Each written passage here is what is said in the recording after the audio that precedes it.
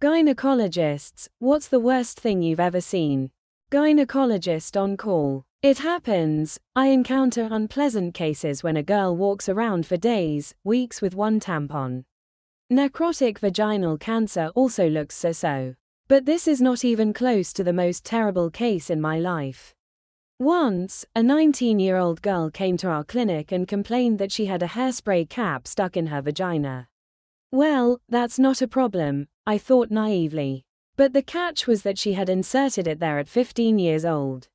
That is, 4 years ago.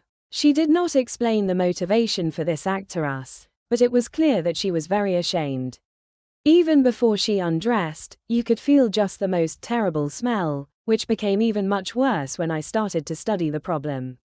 The lid was inserted edge up, and it was visible that over 4 years it had grown well into the vaginal tissues. The difficulty of extraction was further complicated by the fact that this lid had pierced her bladder and rectum. To remove it, several extensives had to be performed. I am not a gynecologist, but I know someone who recently had a hysterectomy amputation of the uterus. In general, the girl had stitches in her vagina that needed to heal, but she was so impatient to return to sexual life that she couldn't stand it and broke loose, as a result of which a thin intestine fell out of her vagina. They told me everything in such detail that I think I will never be able to eat minced meat again.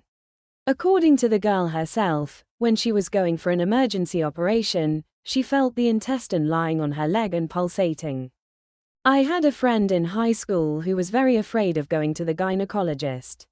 When she finally decided to go for her first smear test, she got so nervous that she clamped the doctor's legs like a vice.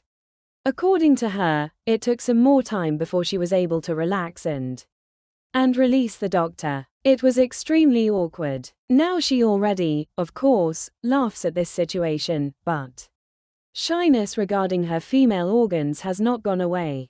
I am a medical student. Once I signed up to be an assistant for a uterine amputation. When we went to the operation, we were told that there was a small ovarian cancer. But it turned out that everything was much worse. All the patient's internal organs were in metastases, so we spent 13 hours on just reducing their volume.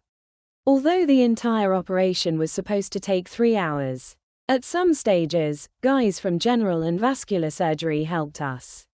We replaced half of the patient's blood volume. After everything she experienced, she felt very unwell. She had a long and difficult post-operative period.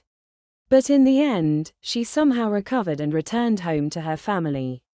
For all of us, it was a very exhausting case, but the patient and her family turned out to be just wonderful people, so it was an honor for us to help them.